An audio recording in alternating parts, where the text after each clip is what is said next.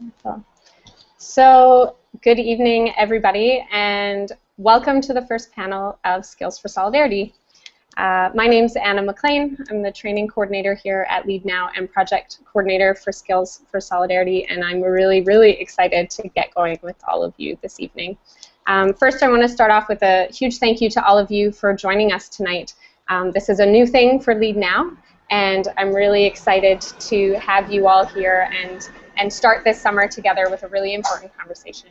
I'm also really excited to welcome our panelists. We've got Heather Milton Lightening joining us, Bill Chu, Bernice Camano, and Madeline Trepanier, and I'm really looking forward to introducing them all to you shortly and hearing from them soon. To start, I just want to acknowledge that many of us are joining this online space from many different places on this land that we now call Canada.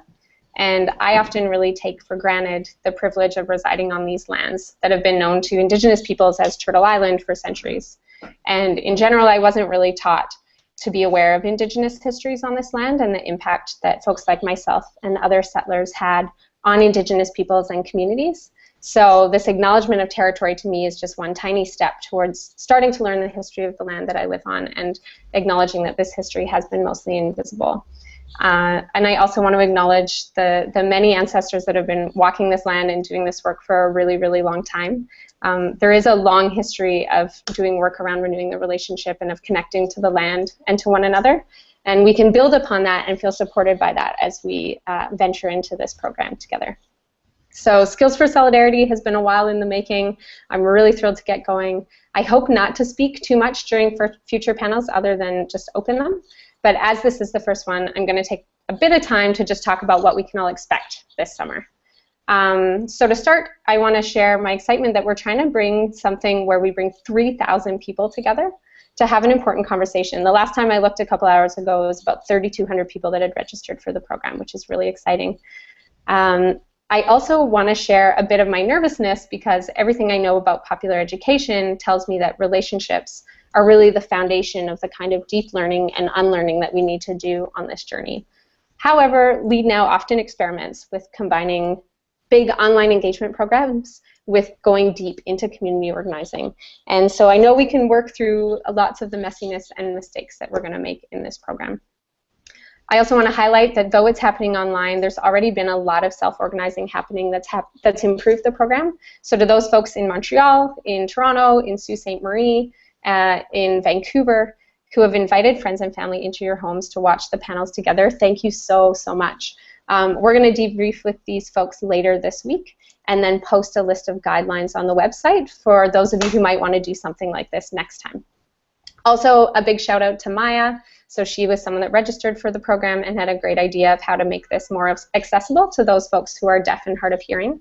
And now we have a coordination team of 5 volunteers who are going to take on transcribing all of the panels after they happen so that they are more accessible. So to anyone else out there who notices anything through the program, this is the first time we're doing this. We're learning a lot. We want to work with you and adapt as we go through the summer because we're doing this 5 times. So please, please reach out to us. In terms of what you might learn, by the end, we'll probably have raised a lot more questions than answers. So that's really exciting to me because I think that's where a lot of deep learning can happen. And this is really a starting point to the conversation. So I want to invite all of us to seek out other resources, have other conversations that allow us to keep learning and stewing over what we hear in these modules and what we talk about in the forums.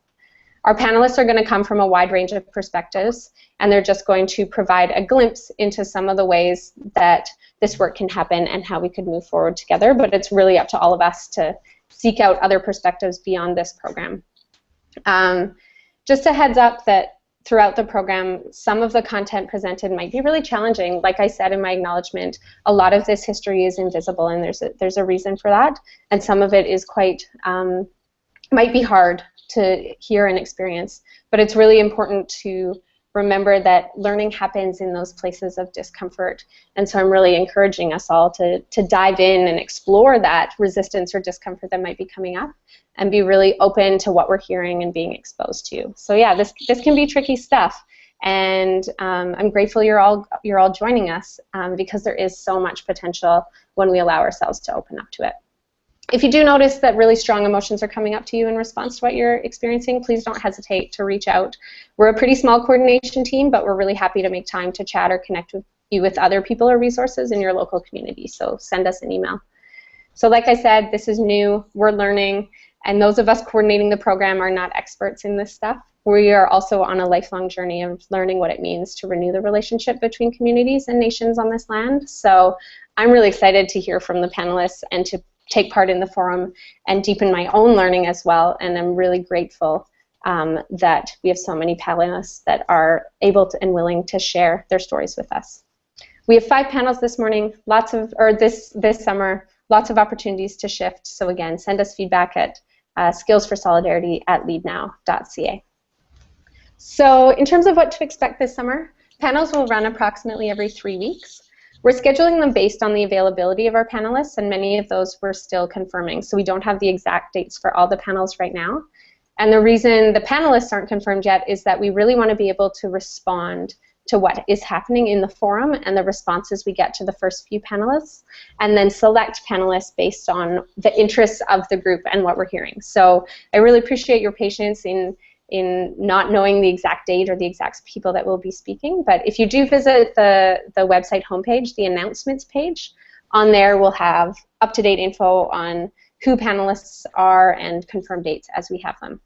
And also, just to make it really clear, if you can't make it to a panel, they're going to be online afterwards, so you can catch up. You just need to go to the module page. So module 1, personal story for today, and then either tonight or tomorrow you'll be able to catch a recording, and that'll stay up all summer. So we're trying to offer multiple ways for people to learn through the program. The panels will be streamed live and available all summer. There's also going to be a short workbook or handout with each panel that you can work through on your own or with people in your community, and I'll be posting the first one shortly after this panel is over. And there's also an additional resources page on the website that we will add to throughout the summer, so check that out if you want to keep learning in other ways. We're trying to offer many ways for folks to engage, but also recognize the challenges and limitations of technology. But if there's other things we can do or other ways we can present the information, just let us know, and we'd love to try and make it more accessible. So for up-to-date info, keep checking on the website, and otherwise, if you have any questions, send us an email, and we'll be happy to respond. So with all of that, I know that's a lot. I think most of the things that I talked about in my overview are available on the website, so you can catch up there. But if anything wasn't clear, just send me an email and let me know. So with all of that, let's jump into tonight's theme, which is personal story. So as I mentioned before, we have 4 incredible panelists with us from a wide range of backgrounds and experiences, and I'm so grateful that they've joined us tonight. I'm going to give a full introduction to each one of them right before they speak, but for now, maybe they can just give a quick wave at the bottom of the screen. So we've got Heather, who's joining us by phone, so you should see her photo. We've got Bernice, there she is. We've got Bill, wonderful, and we've got Madeline. Perfect. So you can also see a few members of the Leadnow team at the bottom who are kind of blacked out on your screen a bit. So we've got Logan, Amara, and Jolyn who are here with me and going to be taking all of your questions. And we've also got Stefan and Sana who are managing all the tech that's happening right now. And Stefan just let me know you might not be able to see them at the bottom of your screen, but know that they are there and they are supporting making this thing happen tonight. So lots of thanks to them as well.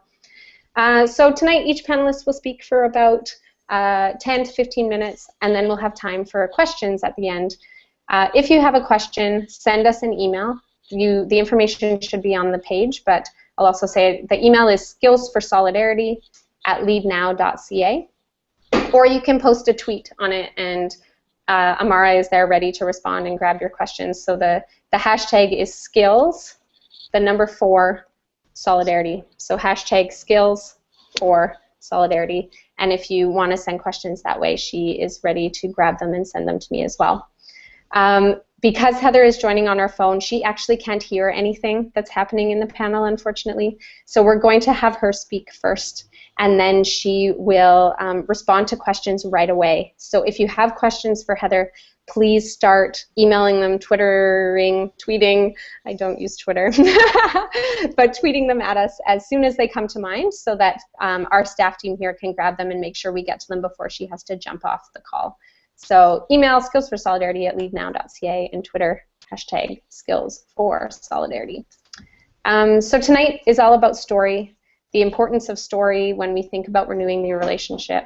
And so I'm really thrilled to have Heather opening up this panel with us. She was part of some of the original program design last summer when we were hoping to launch this program earlier. And it was from her encouragement and guidance that we decided to open the program this way, with really grounding ourselves in our own stories and in many of the diverse stories that are on this land. So Heather has over 16 years of organizing experience, from local issues to international campaigns. She was a founding member of the Native Youth Movement that empowered youth politically and socially to make change in their communities, and then went on to build a national and found a national Native Youth Network that supported Native youth organizing across the US and Canada with the Indigenous Environmental Network. She currently works on a contract basis with many organizations doing trainings, facilitation, and support work for Native communities. And she just finished up her second sentence of the season and is making her way up to Fort McMurray for the 5th and final healing walk. So as I said, we will do Q&A with her right afterwards. It might be a bit tech jumpy, as we have to relay the questions from you through me to Sana, who's going to ask them of Heather, and then she'll respond. But bear with us and we'll make it work. And with that, I am going to hand it over to Heather.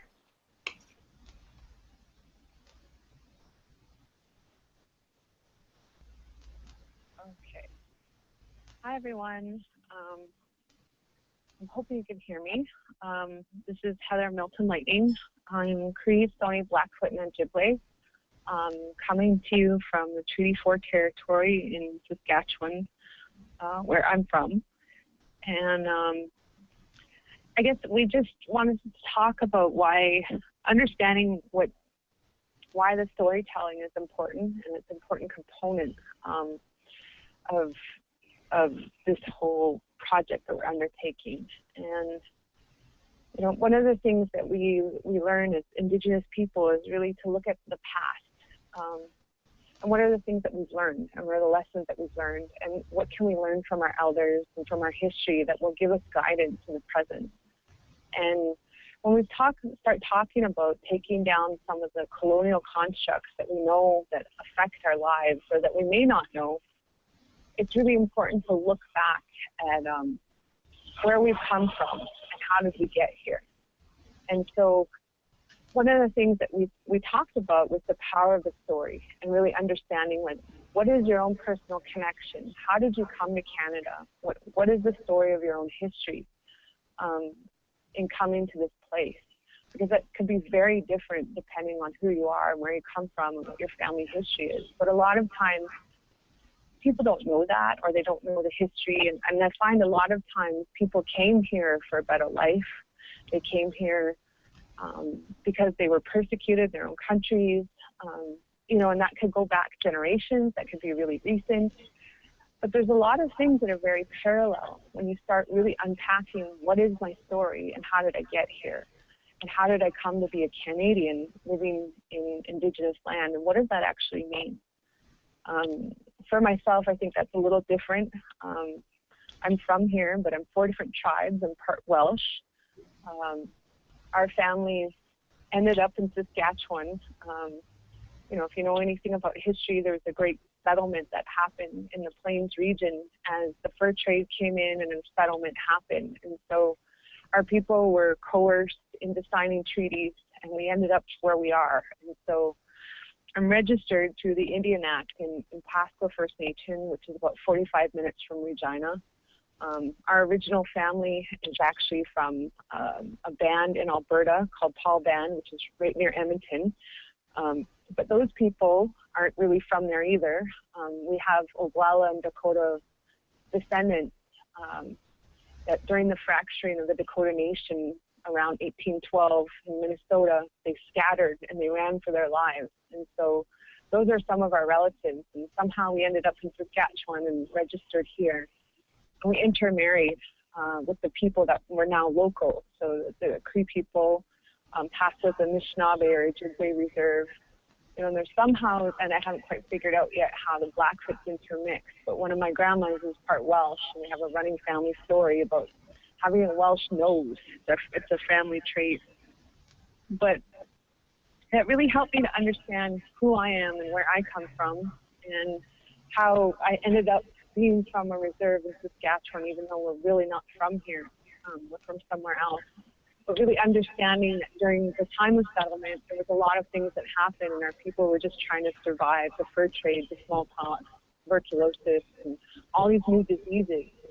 And I think in the present day, in my own life, I was adopted when I was 3 months old, and my mom gave me up at birth.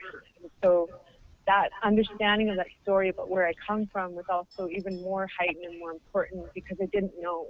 When I was growing up, the government had certain laws where you weren't allowed to know, and I was adopted to a non-Native family, and they weren't really forthcoming in terms of the information that they did know. And I think, you know, that was definitely a process, you know, like residential school and all these things that happened to our people, was the taking of our children. And so I'm one of those kids, but it also, for me, heightened the real importance around connecting to who I am, where I come from, and who's my family, and understanding the relationship of history. And so when we start talking about, you know, the skills for solidarity, it's really understanding what are the parallels, what are the things in our lives that bring us together, where our stories are very similar. You know, and there's a deeper construct to this in understanding that Dalgamuk, this lawsuit that we won in Canada, gives our oral history, the way we take our history as Indigenous people, it gives us legal power in the courts as that history being recognized within the state of Canada. And so the story is not just important for passing on our history, but it's also, you know, become a legal construct that we've used to fight for our rights in Canada. And I think oftentimes we forget to tell our stories, or to find out our stories and about where we come from and why it's important, and how we relate that to the people around us, and how we struggle together. And, you know, the long-term vision about what it is that we want, you know, what is a good relationship between Indigenous people and Canadians really look like, and where are there parallels and where are there not? And, you know, how do we work out those relationships in a real where we come from? Because again, it's that idea that the past gives us the wisdom in the present to make decisions for the future, right? And so those three concentric circles are really important. And so we kind of hope to talk about the context of your own personal story, but also the narrative that isn't told in Canada in terms of Indigenous history and how this country was formed. And you know, the different layers that there is to that, because there's many different layers. You know, because it's also just about breaking apart some of those things that we might understand as stereotypes, or we might make assumptions, or they might be social norms that are accepted within Canadian society that are our history, but that may not be factually true, or that might be skewed a little bit. So I think that's probably all I'm going to say for now, and I hope that the other panelists will be able to talk about it in a different way, but also in a much deeper way. So thank you very much. Wonderful. Thank you so much, Heather. I know she can't hear me right now, but I'm really grateful to her for taking some time, I know, in a really busy schedule at the moment, and opening up the panel, sharing a bit of her own story, and grounding us in why we all in this journey of renewing the relationship need to connect with who we are and why that matters in the work that we're doing. So I'm going to ask Heather maybe to hang on for a little bit longer if she can. We don't have too many questions coming in at the moment, but if folks do have questions, send them in to Twitter or to the Skills for Solidarity at Leadnow.ca inbox.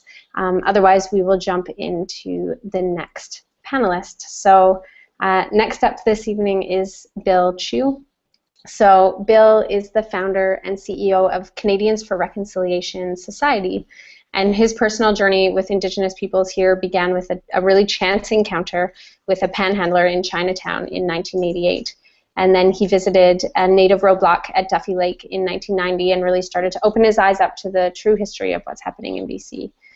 In 2001, he organized a walk for reconciliation across the Burrard Bridge in Vancouver. He continued with organizing numerous forums, inviting Indigenous speakers in to start clarifying issues that are facing Indigenous communities across the country. He's organized numerous other events, including a historical banquet in Chinatown, attended by Indigenous folks, Chinese folks, and Canadian folks to celebrate a reconnection in those communities. And in 2005, his work received an honorable mention in the biannual Awards of Excellence competition from the Canadian Race Relations Foundation. In 2008, his friendship with Indigenous peoples allowed him to discover many forgotten Chinese historical sites in BC, and in 2009, his work was endorsed by several Grand Chiefs during the Union of BC Indian Chiefs Council, and he was asked to speak about our shared history. So over the decades, he's spent many hours organizing study tours into reserves and territories, and he's brought 1,800 folks closer to understanding what the situation looks like and how colonization has impacted First Nations communities across this country. So I'm sure he has lots more to say about many of those little pieces that I just mentioned.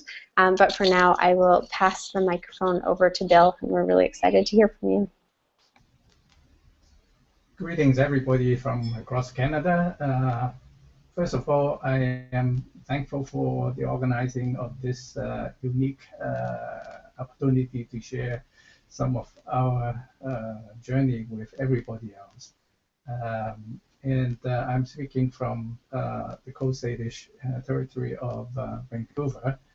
And when we immigrated to here in 1974, we have no idea what happened to this country in the past. And because as an immigrant, you probably know in our case that we were told very little about Canada at all when we moved to this country. So my journey is compounded by several factors. One is the fact that I am an immigrant, and secondly, because of my background being Chinese.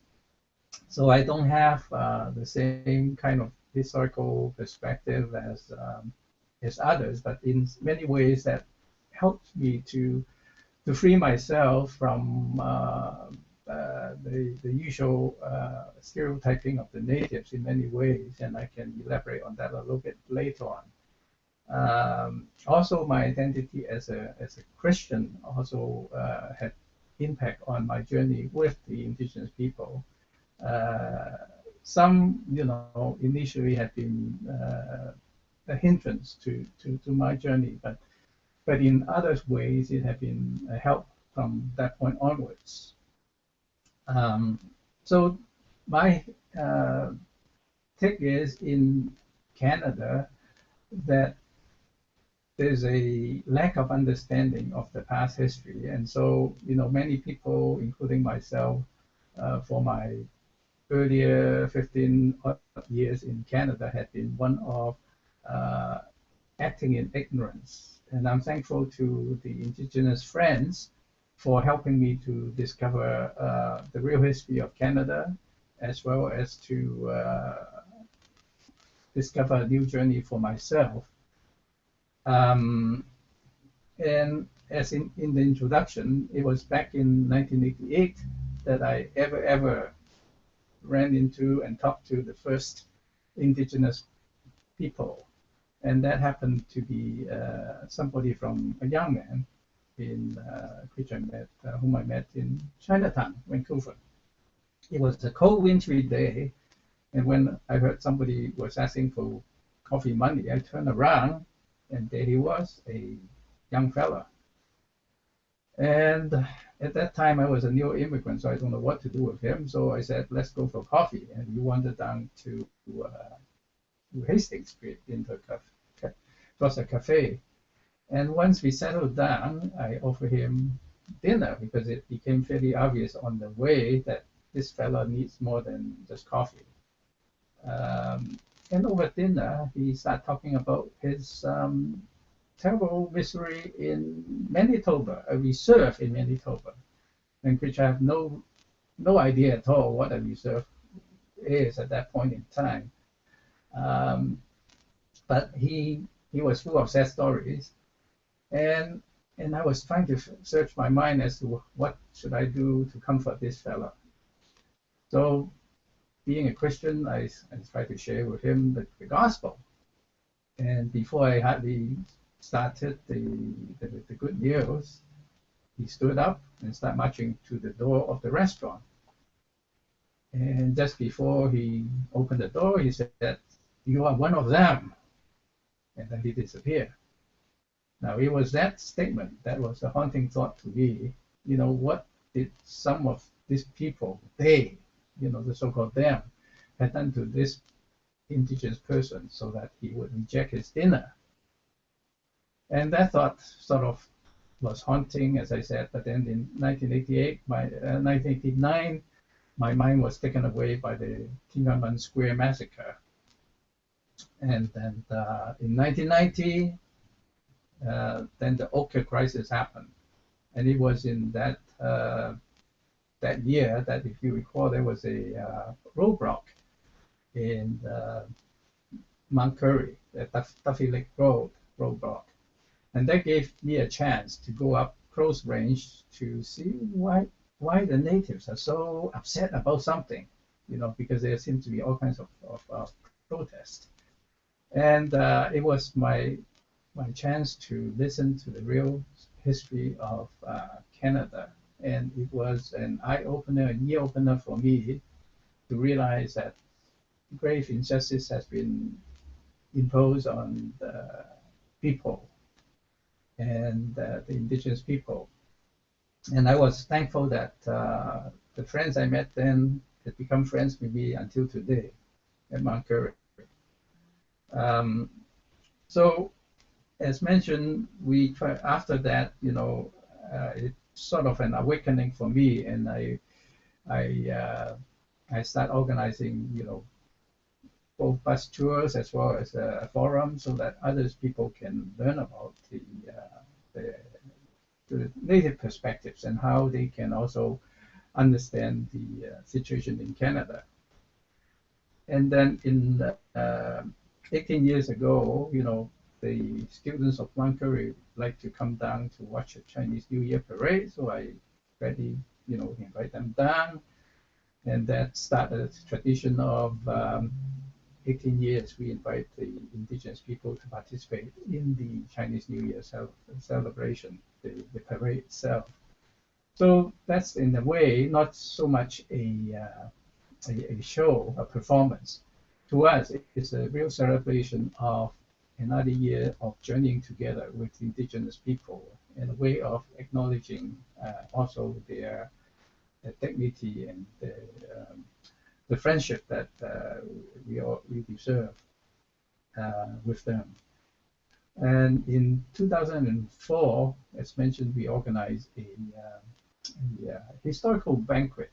It's historical because for decades, if not for more, that Chinese and indigenous people had been separate, going on their different ways.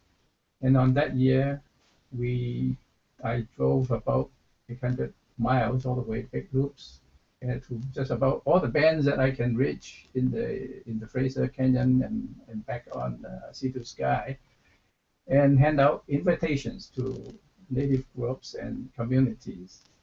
And lo and behold, 600 of them show up on that banquet. And we raised about $8,000 for that banquet. And let me just wrap up with what we did with that $8,000.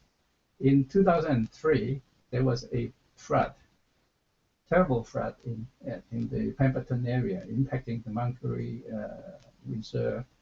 And also, there was a fire, terrible fire in the interior that year, you know, causing a lot of damage to one particular native area near Kamloops.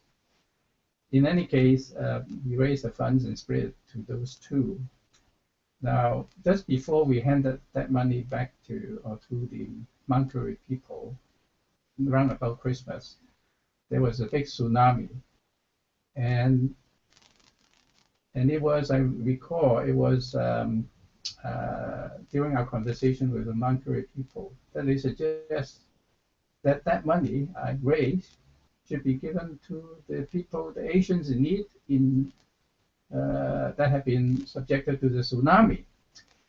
So lo and behold, me and one Mankari friend went down to Red Cross in Burnaby on Boxing Day 2004, and we hand over $4,000 over there.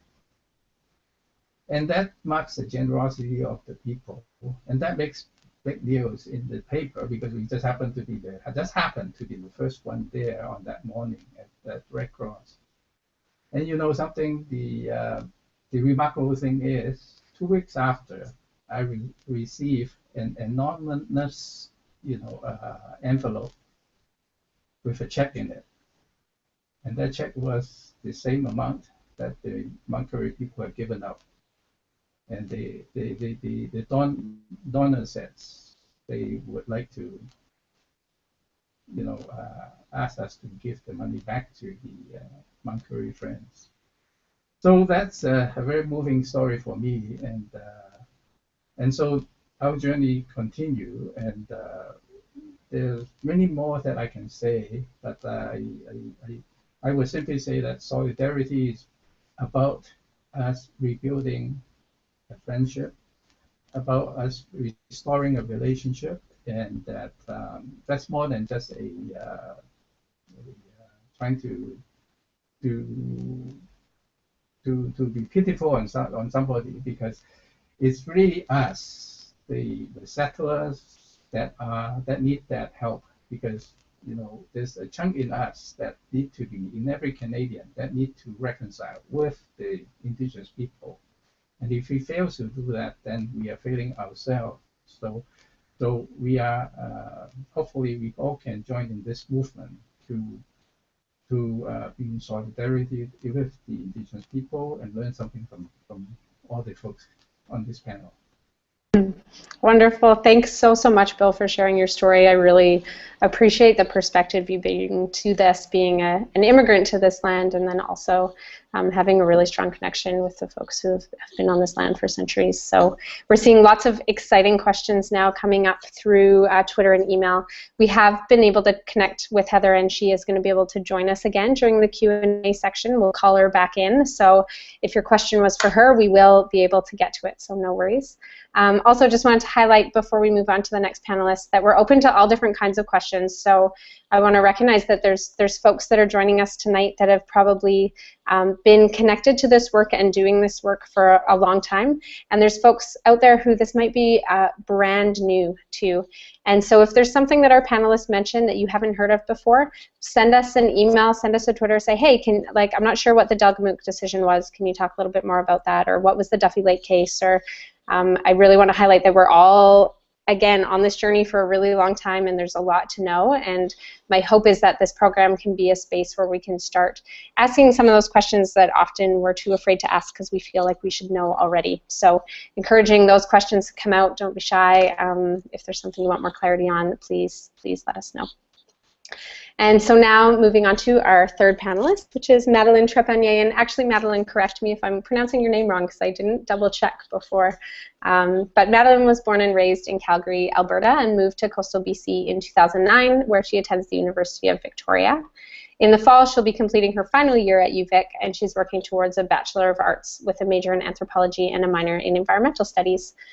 This past January to April, she completed a semester at the Haida Gwaii Higher Education Society that focused on resource management and Aboriginal politics, and she continues to live in Queen Charlotte, Haida Gwaii, where she now works for a community-based seaweed harvesting business called North Pacific Kelp.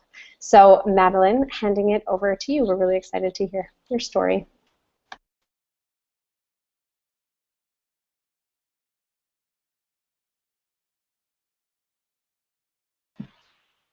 Hi, I'm Madeline. I'm very thankful to have this opportunity to share my story with everybody. It was kind of a last-minute thing that popped up into my life, so yeah, thanks. I also wanted to say thank you to the Haida people for having me on this amazing land for the past 6 months, I guess, now. It is a very special place, and I am learning a lot every day. So, my story. I was born and raised in Calgary, Alberta, and basically all I knew about Aboriginal issues and Aboriginal peoples were that they were something of the past, something that were here at one point, but I don't know, I don't think I paid attention a lot in school, so maybe we did learn a little more, but all I really remember learning was, you know, that there were these people here and now they're not here, and these vibrant, rich cultures that are so tied to the land, they just seemed to not exist. And I remember going to the Glenbow Museum and seeing these amazing displays, but then we'd go to like the next floor and there'd be all these things about the pioneers, and that was more of a focus and seemed a lot more relevant and relatable to my life. And to Canada, that's what Canada became.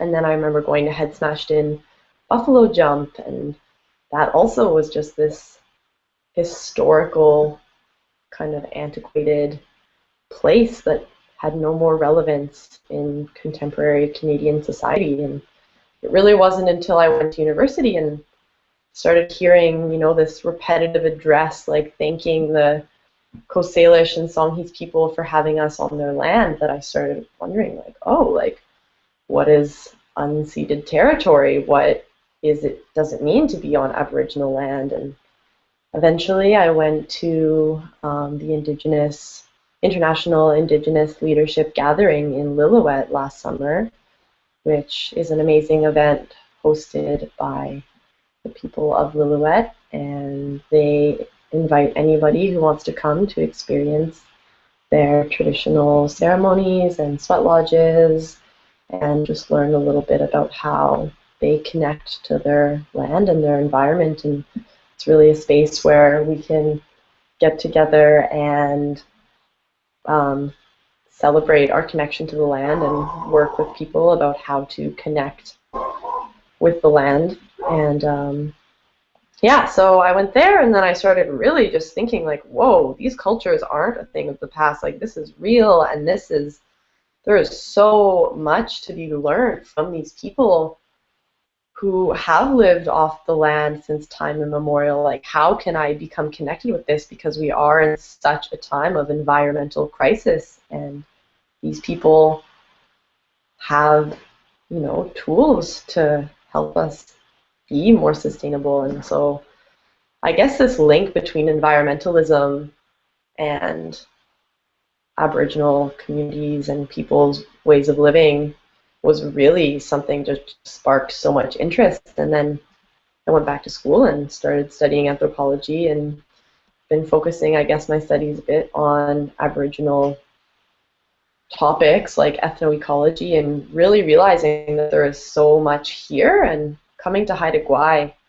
I've really had an opportunity to learn firsthand, like, how connected people still are to their traditions and their cultures, and just, yeah, this big emphasis on the fact that these aren't cultures of the past. These people depend on the land. Like, they hunt for deer and salmon and go and collect sea urchins and clams. Like, it was amazing. I lived with a Haida woman, and all of a sudden it was just, there were clams and crabs coming in the door and all these things, and there's no need to really go to the grocery store when you have a garden and spring comes along. And so, yeah, in a time where,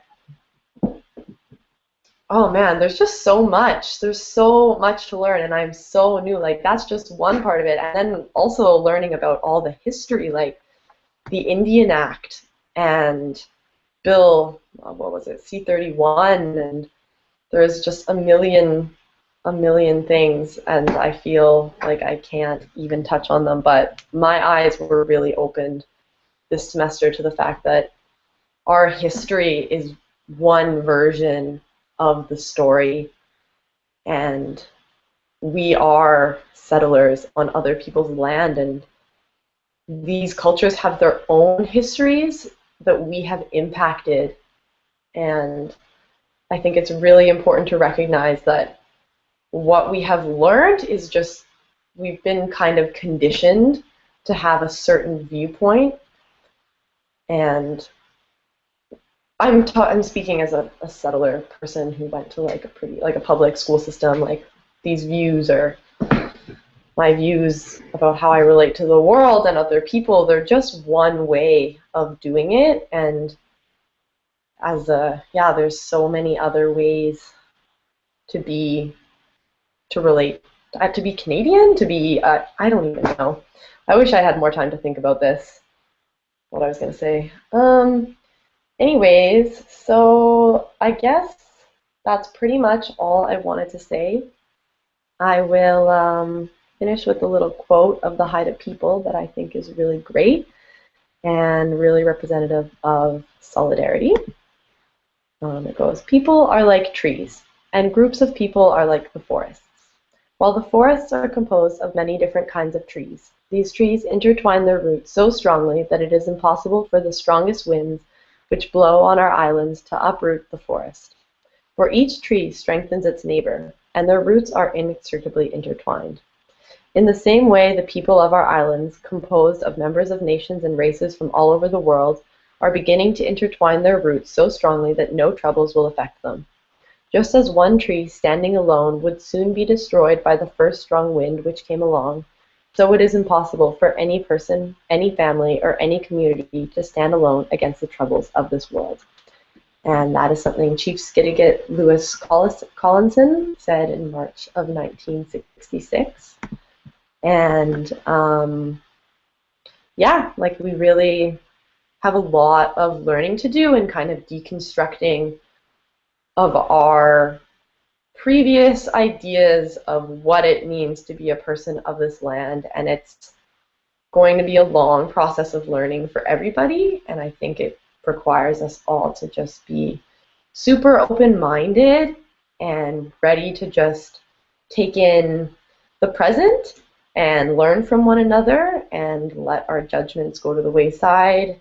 And, you know, I know there are hurt feelings at times. These are really challenging topics, but it's really important that we just work together to try and be positive and solve all the problems, be they social or environmental or political.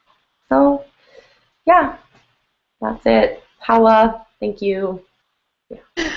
Awesome. Thank you so much for that, Madeline. And just want to highlight to folks, Madeline just joined the panel late last week, and so I'm really grateful that you dove in at the last minute and were so open in expressing your journey and coming to this stuff, because I think for many of us, myself included, there's a lot of learning to do and a lot of unpacking my own story and then connecting with the stories of those on the land I'm living on. So really, really grateful that you brought that perspective to us tonight.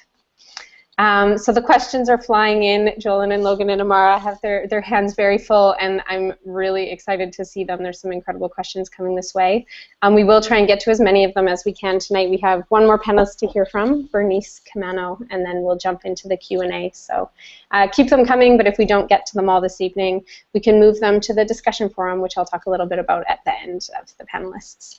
So now I'm going to hand the mic over to Bernice Camano. So Bernice has lived and worked in the Victoria area for the past 20 years, is a member of the Kwakwaka'wakw Nation, which I think I said correctly, but I often get my tongue tied on that one, so feel free to correct me, Bernice, if that was a big mix-up. As a single mother on welfare, Bernice struggled to raise her daughter in Victoria. Food banks and secondhand stores were often the only options she was able to access.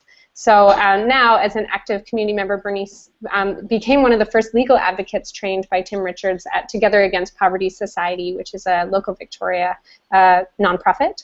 And she was assisting people on income assistance to apply for disabilities.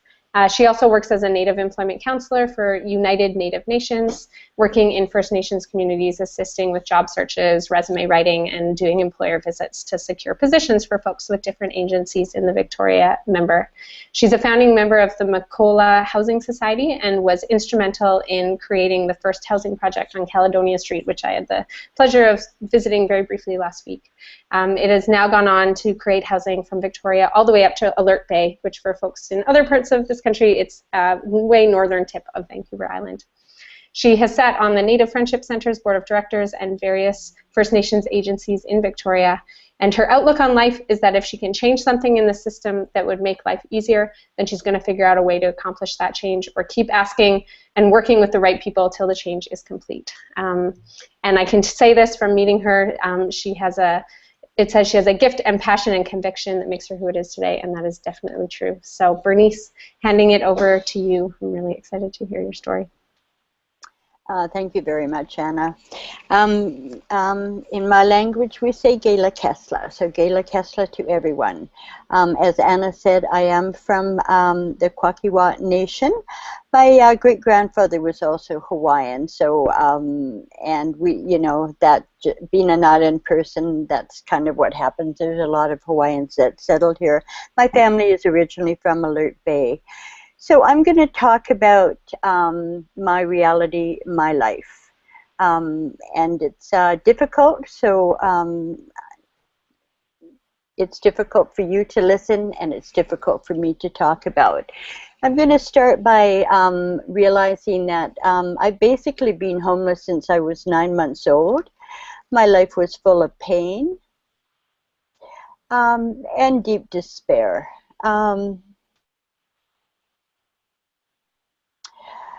I am a survivor, and so I have survived everything.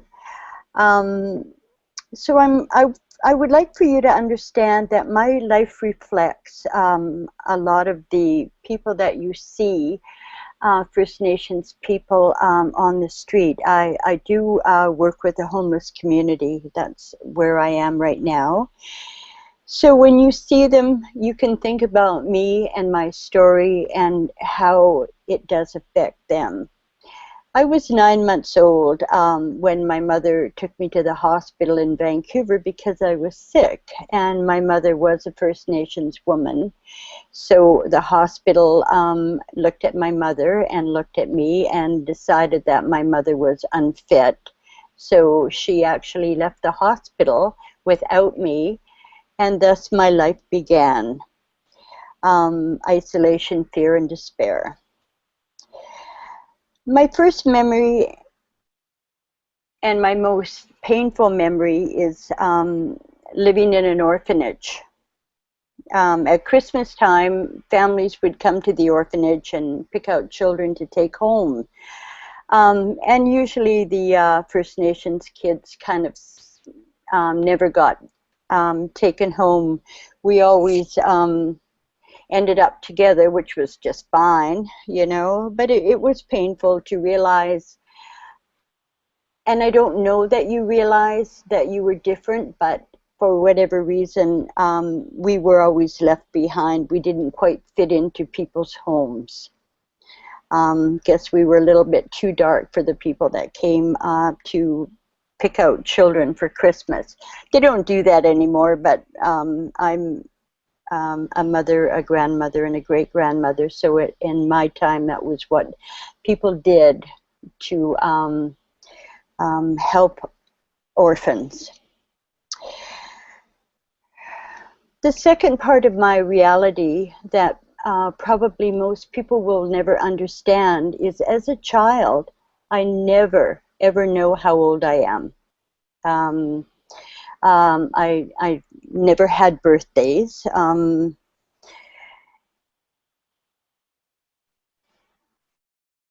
it's difficult because everybody takes for granted that it's your birthday, and never knowing that that's what happens. I didn't really understand it till I got older, and people couldn't ignore and not celebrate my birthday. I figured out how old I was and when I was born. I think probably the hardest thing for me was I was never adopted. So I went from home to home to home. And some of the homes were incredibly brutal. I was beaten quite often. And I'm sure I was sexually abused as well.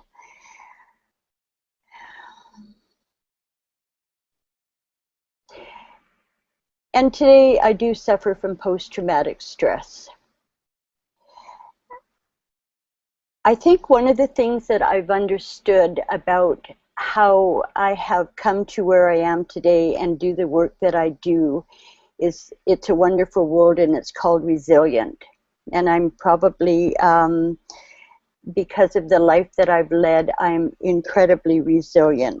And I do work hard to work through the issues that I've had to deal with as a child. Of course, I battled with addictions. I've gone through treatment centers. And but I'm happy to say that I am in recovery and I'm doing very, very well. I think the hardest thing too, growing up, is not understanding the simple things like hugging your child. When you grow up in an environment where nobody hugged you, nobody said to you, I love you, you just kind of go from home to home. It is difficult for me today, even though I know that is, I do love my children. I absolutely, immensely love my children. But it's still a hard thing for me to do, mainly because there was never anyone in my life as a child long enough for me to understand that to hug someone is a normal thing that people do and share.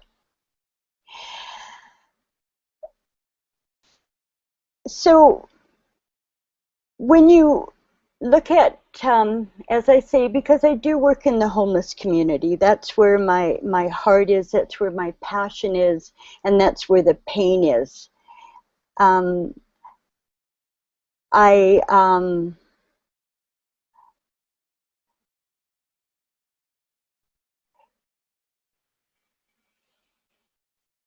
It's hard, but you know, the thing with working with the homeless community, I have an advantage because I do understand. I do understand what abandonment is, what isolation is, what not belonging to a society is, where people who have never experienced it can't possibly understand. So there's that bond and that recognition that I have with First Nations people that a lot of people aren't able to actually understand. I think that people need to know that residential schools, the first one actually opened in 1831, and that opened in the Mohawk area. It was actually the Mohawk Indian Residential School, and it opened in 1831 in Brantford, Ontario. And the last residential school closed in Mission, BC in 1997. And of course, after that, we went on to the big scoop where children were taken from their homes without consent from their families and put into, again, white foster care. Some were adopted and some weren't. And this, as we know, still happens today. They're still taking the children. And the intergenerational impact of not understanding the reality of what family is and what family means is hard. People always say, well, you know, you can get over it, but you know what? I'm 65 years old. I'm a mother, a grandmother, and a great-grandmother, and I'm still affected by my life, my childhood, and my reality. Mentally, I know that it's fine, but in my heart, it's going to take a long time to work through, and I do. I take it very seriously that it's, I go and I do counseling once a week. I do whatever I can to try and work through the anger and the pain and the isolation, even though I do all of the work that I do in the community and I work with all of the people. That isolation part of my life, I'm hoping that it will go away, but it still stops me. It still is very painful for me. Having shared what I've shared with you, I want you to understand that that pain is always a part of me. It'll always be a part of me. But as I mentioned earlier, I am a resilient person. And I have come to this place because of the life that I've led. I work hard in our First Nations community. I work to make life a little easier for the people, the First Nations people on the street. And I will never stop working in that area. The really good thing about my life is that I have connected with my family in Alert Bay. I do go home for potlatches. I love drumming. I love singing, and I pretty much love life. But the hard part of my life is something that I will work through probably till the day I die. But don't get me wrong, I am a very giving person, and a very loving person, and I enjoy the work that I do, and I appreciate everything that I have. As difficult as it has been, I do appreciate my life. So thank you very much. Wow, thank you so much, Bernice, for sharing. And yeah, my heart is reaching out across the Salish Sea to you over in Victoria. And I just heard from Amara, who's on the chat as well, that she has goosebumps from hearing your story. The questions really slowed down during this time, and I think it's because everyone's energy and attention is so wrapped up in your story, and so I think there's lots of support coming from across this land, and I'm so grateful for the vulnerability and the openness that you shared with us tonight, and so thank you. Thank you. It's been incredible to hear so many different and diverse stories tonight, from folks who are new immigrants to this land at one point, to folks whose families have been here for a long time, to people that have done this work for years, and to folks who this is brand new to or just new to. And I also want to highlight, like I did earlier, that there's lots and lots of other perspectives that, of course, we are not talking about this evening, that we're not hearing from. Many of our panelists tonight are from what we now call British Columbia. So other than Heather, our panelists are all from the West. That won't be true for all the panels, but it's just one way which there are some commonalities in the folks who are here this evening. So again, encouraging folks to keep looking for ways to hear these stories, and I'm really grateful that we started this program in this way of connecting on a personal level and understanding the impact that what we'll get into next time around our shared history and these systems and policies and structures that have shaped these experiences. Now I feel like we've connected our hearts a little bit into this work, or I know I have anyways. And so when I hear about those systems, it's going to resonate and jive in a little different way. So a lot of gratitude for the panelists for jumping in. I just want to take a couple minutes before we jump into the Q&A section to briefly tell my story of how I ended up hosting something like Skills for Solidarity.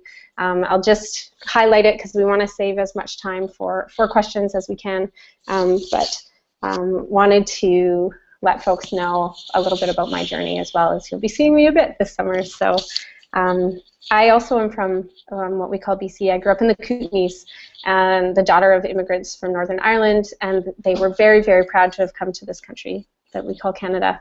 What I didn't know as a child was that I grew up on the traditional territory of the Kootenay and the Indigenous Peoples, and I had never heard of those traditional territories that I lived on for 18 years until I was in my mid-20s.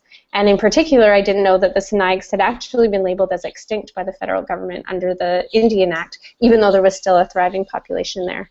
So unaware of all this, I went away to university. I took anthropology, sociology, Latin American studies, and started to understand that many of the values instilled in me as a kid around fairness and justice weren't really present in a lot of the world. And I also started to realize I hold a lot of privilege in this world as someone who had an opportunity to get an education, came from a middle-class background, had white skin, but I didn't really know what that privilege meant. And after I finished my degree, I moved back to the Kootenays, and I started watching a lot of documentaries that highlighted injustices around the world. So I, in my head, can still picture images of protesters in Mexico who were standing up to support teachers who were on strike, families in Jamaica who couldn't afford to feed their families, farmers around the world threatened by these big corporations because they weren't allowed to save their seeds anymore.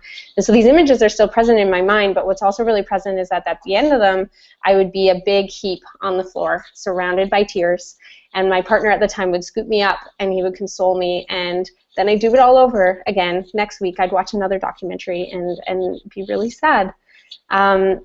During this time, I also took a course in First Nation Studies, and it was then that I started to learn a little bit about the land I grew up on and the huge injustices that have been happening across this land since first contact. And I remember feeling frustrated and angry and upset that it was okay to create things like residential schools and take kids from their families and hurt people for speaking their language, and this just did not align with the values that I had. But what was really missing was a way to make change, and I had no idea what to do with these stories I was hearing. So a couple of years later, I moved to Edmonton, and through a very random set of circumstances, I met folks who were organizing around the tar sands in northern Alberta, and started meeting some of the First Nations folks that were facing devastation on their traditional territory due to massive expansion of the tar sands. And I heard stories and saw pictures of fish with tumors and cancer rates in communities like Fort Chipewyan that were way higher than anywhere else, and really started to resonate with me that First Nations communities are on the front lines of these massive environmental projects. And I finally started having an avenue to channel some of the frustration that I was feeling, and started organizing with those who were challenging the tar sands on the front lines. And it was at this time that I also started to understand the privilege that I held and realized that my voice had more authority than Indigenous folks who had been organizing on this issue for years. And if I spoke, people listened, media listened, people trusted me in a way that wasn't true for a lot of the First Nations folks I was working with at times. And I also, a lot of frustration in this story, but couldn't understand why how many of the challenges we're facing in this country are rooted in this system that hasn't let up, and that people didn't have that perspective, that it's this system and this structure of colonization that has created a lot of these stories that we're hearing tonight. So there's lots more in between, but these experiences in Alberta of seeing resistance from First Nations folks in the face of so much injustice in one way or another led me to want to create a place and a program that we could have a dialogue to talk about what it means to renew the relationship and open up our understanding of the history of this land. So I have a ton to continue learning. I feel like I've only just scratched the surface of this history, but I'm excited to join all of you tonight, and I'm really willing and excited to be in the discussion forums and explore this with you throughout the summer. So that's just a little bit about me, but don't direct your questions at me. All the folks you want to chat to tonight are our lovely panelists that are here, and we do have loads of questions to send your way. So I believe we have Heather back on the line, but I'm going to start with a question from Twitter. So this came in from Lily Schwartzbaum. Apologies, Lily, if I'm not pronouncing your name correctly. But her question is, I think for any of the panelists that might want to speak, maybe one or two. So it's, solidarity is about rebuilding a relationship. What happens if a relationship didn't exist before? Solidarity is about rebuilding a relationship. What happens if that didn't exist before? So is there anyone that wants to jump in on that one? And if so, just unmute yourself and go for it.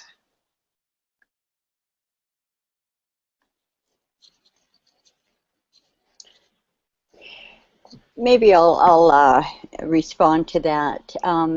We do. I work for the Coalition to End Homelessness in Victoria, and one of the things that we do is we're building community.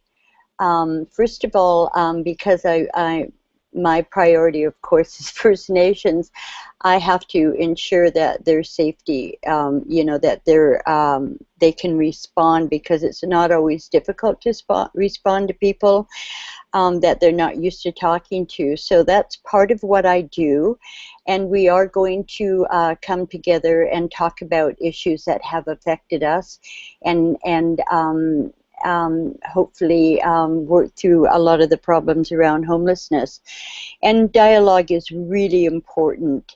If it's important that people can come together in a room and talk and share and understand each other's perspectives, because that's the first place to start, and kind of that's what I would like to do, and that's what I'm working towards doing. Dialogue is important.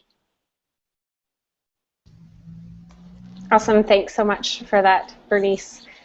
So we're going to keep moving. We have so many questions to get through. So the next question is for Madeline, and it is from, let me just check, Mike Campbell. This came in via email. So the question is, could you elaborate on identifying as a settler? Do you feel responsible for things like the Indian Act and Bill C-31, or do you feel more that they're things you've inherited? So speaking a little bit about using the term settler and what that means to you. Yeah, it's been a process for sure of like moving from this kind of guilt complex to shame to frustration, of accepting that these are things that have been inherited, because I am not personally responsible for those things, and I don't feel responsible for those things. And I actually am not really sure, where, I'm not too connected to my ancestral roots, so I'm not too sure where they fit in, but I mean, my grandparents are British and from Britain and from France, so definitely an element of conquest that came in at some point. And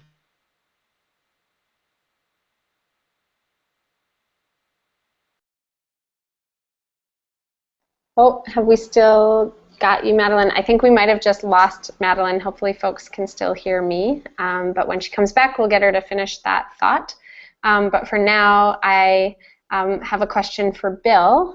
So Bill, the question is, how can we teach newcomers about Canada's colonial history and First Nations, Inuit, and Métis, while also hearing their stories and encouraging them to tell their stories in the first place in a good way? So teaching newcomers about colonial history while also hearing their stories. And you need to unmute, Bill.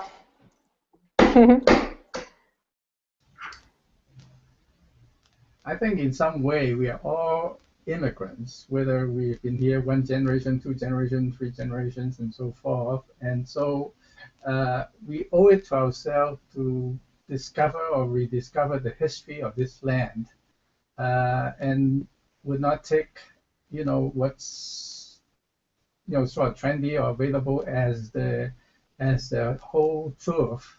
In other words, we know part of the history, but what about the other part that are shared by the Indigenous people? So I think if we approach it from that way and try to just share with other people about what's missing in the picture, then that's a starting point. Also, I assume that by people noticing the differences, for example, in work, in study, and so forth, that you don't run into that number of Indigenous people, that we would raise a question as to, what happened, to our society, whether past and so on. So hopefully that would stir people up to understand and ask the questions. Wonderful. Thanks so much for that, Bill. And just a heads up for next time we come to you, if you can move your mic down so we can hear you a little bit more, because you're a bit quiet. Perfect. Thanks. All right. So the next question is for Heather. So hopefully Sana on our team has read it in Skype and can pass it on to her, and Heather can respond. But for those of you watching online, the question is, how does Heather envision oral histories becoming legal constructs in the courts? That came from Arash Giassi. Apologies again for mispronunciation. And then an email also came from Carla that said, could you say a little bit more about the legal standing of First Nations oral history in Canadian courts? So how does Heather envision oral histories becoming legal constructs in the courts? Could she say a little bit more about the standing of First Nations oral history in the courts? So passing it over to Heather. Hopefully Sana has managed to relay the question to her. And Heather, feel free to interrupt me if you are ready to go. Hi, everybody. Those were some pretty big questions.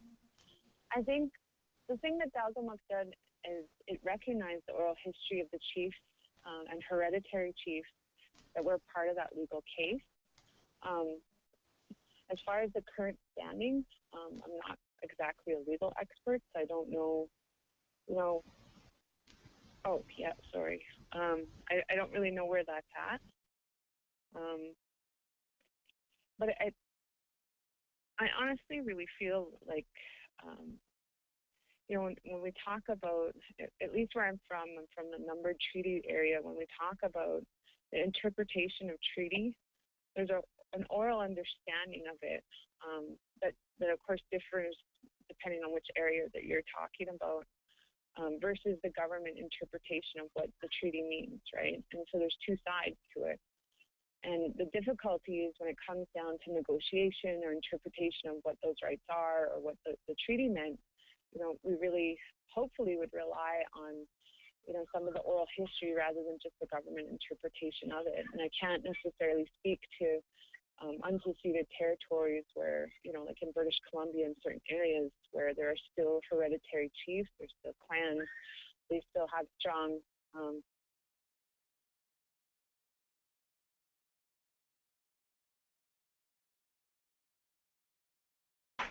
Oh, we may have lost Heather.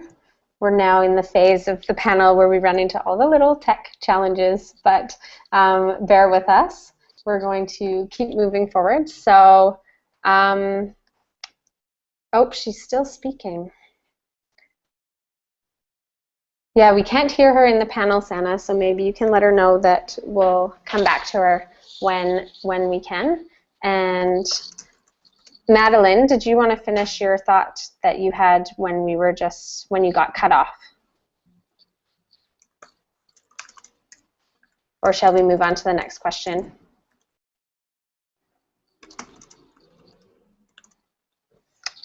It seems she is also running into interesting tech challenges. So let's move on to our next question. Before I do that, I just wanted to highlight for Bernice, who we had a lot of conversations about technology in the last weeks, but I imagine she's not on Twitter. And just a heads up that we're getting lots of really beautiful words of support around your strength and courage to tell your story. And so grateful to everyone for sending those in, and I will forward those on to you in a little email afterwards so that you can... Certain people that are more privileged. Oh, am I back? And yes, I don't know. hooray, Madeline is back. She's on Haida Gwaii, which doesn't have the greatest internet all the time, but yeah, you're back.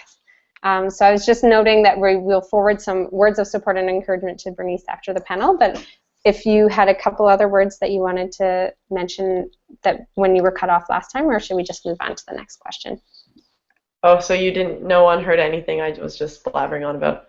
We did hear quite a lot of it. We heard you were talking about, I'm trying to bring my mind back there. We've had a lot go on while you managed to jump offline, but not really connecting to your family story as much or your ancestors, and it was somewhere around there. Yeah, I just wanted to say one last thing about, well, what was the question? Something about, feeling responsible or feeling like I've inherited these things. Yeah, so in feeling that these things have been inherited from, my roots somewhere along the line.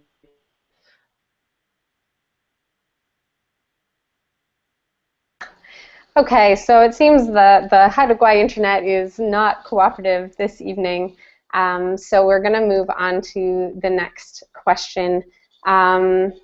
So let's see. A question came in from email from Marion that says, how can I be a better ally to First Nations people in big cities like Toronto? I see lots of Native people at drop-in centers and the groups feel distrustful and insulated against outside discrimination, which is understandable, but I want to be friendly and don't know how to connect or what to offer. So maybe we'll start with you, Bernice, maybe? I see you shaking your head. It's up to you, though, or we can head to Bill as well. I'd love to hear a few thoughts on this one. That's really a difficult question. I think that if you understand the history and how difficult it is for First Nations people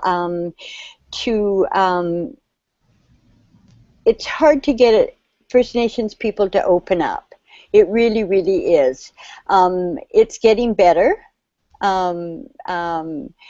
I'm, as I say, I'm 65, so my group my age group are not quite as open. The younger kids that are coming up understand that they didn't go through residential schools. They're still doing the child apprehension, but they're a little bit more open. It would be nice. I know one of the things that I try and organize here is just a gathering and invite the community to come and sit and talk.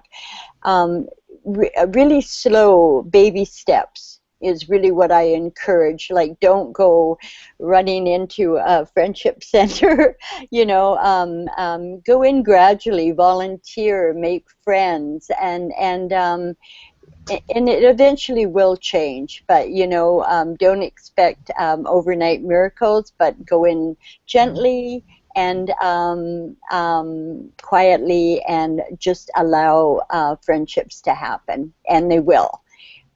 Okay? Awesome, thanks, Bernice. And I think that question is a great one to get us started in this program, because that's going to be a lot of what we're speaking about this summer is what does it look like to build those relationships, and what are the challenges, and what are the questions we need to keep asking ourselves as we want to do that work. So thanks for bringing that to us right off the bat, and we'll keep digging into that one as it goes on. Bill, did you have anything to add on that piece? Yeah, I was just thinking within the big cities, we are really engaged in a culture which is or historically had been against the Indigenous people in many sense, because we both, in terms of the public education, in terms of the stereotyping, in terms of the media and everything. So I think one of the key things one can do is educating others about the true history and the true challenges facing the Indigenous people. Because I think by addressing some of those ignorance among the general population, that we can help others to discover, you know, the relationship that's been missing, you know, that we can change our directions, etc. Wonderful, thanks so much, Bill. So we have about 12 minutes left, so we have time for a couple more questions. There's still lots in here, so I'm just trying to scroll through and pick out pieces that it might offer us something a little bit different than what we have heard before. There's some questions I just wanted to note are coming in around important books regarding decolonization or being an ally and being complicit in this system of colonization. And so I want to note to folks that there is an additional resources page up on the website, and I'll ask our panelists if they want to send in anything to that. We'll keep adding to that all summer, but just maybe not take up time right now, because we have quite a number of questions left. So the next question is from, just scrolling, Celine, I believe. Oh, no, Monica. So Monica sent this via email. In your view, how does sex discrimination in the Indian Act affect the lives of Indigenous women and children? So how does sex discrimination show up in the Indian Act, and how does that affect the lives of Indigenous women and children? We've lost Madeline due to high to internet, and Heather due to calling in on the phone. So we're down to 2 fabulous panelists. So I'm wondering if either of you would like to take on that one from Monica. Oh, I will. Excellent. I think that people really don't understand it, because that's probably the most detrimental, that piece of legislation, Section 12(1)(b) of the Indian Act, that has now been removed. But originally it said that if a Native woman married a non-Native man, she lost her status. She was no longer an Indian. She was exiled from the reserves, and she had to go live somewhere else. And on the other hand, if a Native man married a non-Native woman, she became a status Indian, and she was welcome to live on the reserve. And it really was the ultimate in divide and conquer. And there's Bill C-31 that somebody had talked about earlier was the section that was supposed to remove the discriminatory part of the Indian Act. But basically all that did was just complicate it. And it now, instead of having a Bill C-31 Indian, there are now probably 8 different categories under Bill C-31, which technically means that the government can now remove status people off the banned list quicker than with Section 12(1)(b) of the Indian Act. And I'm sure you will have people down the road on different panels that can really elaborate on that. So basically, the whole issue of sexual discrimination against Native women still really is alive and well in Canada. Wonderful. Thanks so much, Bernice. Bill, did you want to jump in? Yeah, this is Great. not directly from the Indian Act, but nevertheless, in BC, we observe the situations whereby the Family and Services, the BC government, are removing lots and lots of Native children from their family and parents, and that's to the detriment of the family system and integrity of the community. We witness many sad stories. In fact, we, in the case of Mount Currie, we support one family taking the case to international, to UN, United Nations, just to for them to challenge Canada on removing 6 of their kids on that basis. So it's a sad situation. So don't ever let the government let us believe that since the residential school is over, then the children are fine, etc. It's situations are fairly vulnerable for the family at this point. Cool. Thanks so much, Bill. The next question is for you, and I think this will be our last one before we have to wrap up. So can you talk a little bit more about your experience working with First Nations folks as an outsider, and if you feel you have an advantage as a visible immigrant rather than other Canadians? What barriers do you see non-Indigenous Canadians facing, and how do you suggest overcoming these barriers for Canadians who have technical skills that could be of use to First Nations communities? Oh, this is a long question. Can you expand? I'll start there. I'm going to stop there. There's quite a bit more, but we'll go with that. I think, first of all, as Chinese in particular, we have a definite advantage because if you know the history of BC, Chinese in BC arrived here at around 1778. That's the earliest record. And racism against the Chinese was just as bad against the Chinese as to the Indigenous people. So for the longest time, for a century in BC, Chinese were the subject of official discriminations, meaning that they passed laws against us, discriminating us, and so forth. So for that 1 century, Chinese and Indigenous people work alongside and suffer alongside as well. and we have heard lots of stories about that.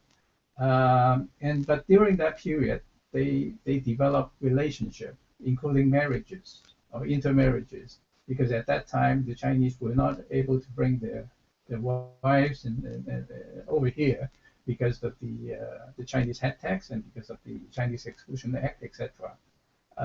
So we had a relationship in the past, and also now that we are trying to educate our community about this past history, people start to realize that among our community that they do have some relationship with the indigenous people, and it's time for us to restore that relationship as well.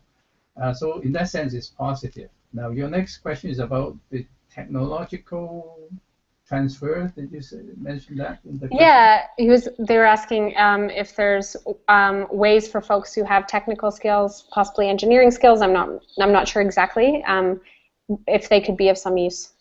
Oh, definitely so. Definitely so. Not in terms of building high rises or that type of thing, but in terms of improving, their many basic needs that we take for granted in the big cities. From drinking water or good, clean drinking waters to appropriate housing. That they can. But I think too, the outside society certainly can help to bring also the other expertise. If, for example, in terms of even farming or growing chickens or some other means of developing some ways of developing some economy, because I think that's another challenges or practical challenge. Wonderful. Thanks, Bill. And just the last part of the question was around the work for Canadians for Reconciliation. So I just encourage folks, you can Google that online, and there's more info. We don't have time to dig into how this is connected to the work that Bill does day to day, but if you are interested, you can find out more info online, and there'll be ways to connect with him there. There are many questions that we didn't manage to get to tonight. There was questions coming in all night long, which makes me really happy that we're all wanting to engage with this. We can bring those to the discussion forum, which will be opening right after the panel, so you can head there to start having conversations. You will need your username and password to get in. We're keeping the forum locked down so that it doesn't become something that the whole internet can participate in, because we don't quite have the resources to moderate a forum of that size. But if your question didn't get answered, head there. I'm sure there's lots of folks that participated this evening that have lots and lots of really interesting perspectives beyond what our panelists can offer. So I'm excited to get that started. Just want to highlight, there's been a really great conversation happening on Twitter this evening. I haven't been following it, but the folks supporting me this evening have been letting me know a little bit about it.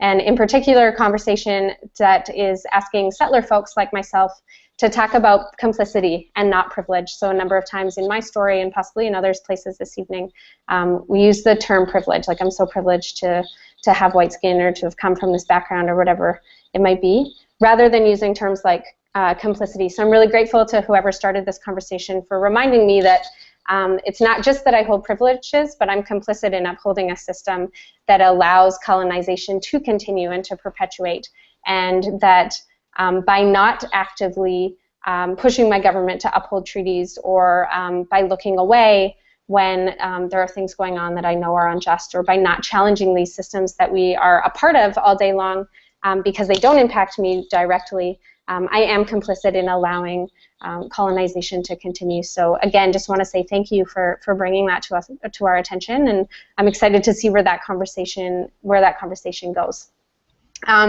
So that's it for tonight. I'm really thankful for everyone for joining the panel this evening. A huge thank you also, of course, to our panelists. The next one will be on Thursday, July 17th at the same time, so 5:30 Pacific, 8:30 Eastern. We'll start connecting some of these stories we heard with some of the systems and policies and practice that have shaped our history. And so far we've got Ed Bianchi from Kairos, Victoria Freeman, who's a historian and author, and Associate Professor Rubina Thomas from UVic joining us, and I'm just finalizing a couple more panelists for that one. In the meantime, as I mentioned, the discussion forum is live. You can link to it off the main Solidarity Skills for Solidarity page, and have their startup conversations, check in with one another. And you can also start to dig into some of the questions in the workbook that will be posted later this evening or tomorrow. So we've compiled just a very short handout that has questions that both myself, other members of our team, and our panelists have compiled. They're things that we can dig into to keep processing what we've heard tonight and what we'll continue to hear this summer. The announcements page, again, is the place to go for up-to-date information on confirmed panelists, dates. We might even blog a little bit there about interesting things we're hearing in the discussion forum and direct your attention that way. So keep an eye out on the announcements page and go there first if you're curious about what's going on. And again, if you have any questions, skillsforsolidarity@Leadnow.ca. If you know of other folks that want to join, or if you're talking about this, let people know that the panels are going to be available through the duration of the summer, so people can always catch up if they missed this one. So definitely we're open to more people registering and joining us. And just on a final note, again, this comes from Twitter, some questions around the name of the program, Skills for Solidarity. It was a challenging thing to name. I have concerns about the word skills. I have the concerns about the word solidarity. I think all of these words have multiple meanings and can be understood in lots of different ways. And just highlighting, yeah, we're not going to walk away with a toolkit at the end of this summer of skills that we can use to do this work. I think we're going to walk away with a lot of stories and a lot of questions and an understanding that this is deep and big and long history that is more a process than a set of skills. So I'm excited to keep going with you all. Really grateful that we had the opportunity to spend time with each other this evening, and excited to see you next time. Have a wonderful evening wherever you are, and I'll see you on the forum.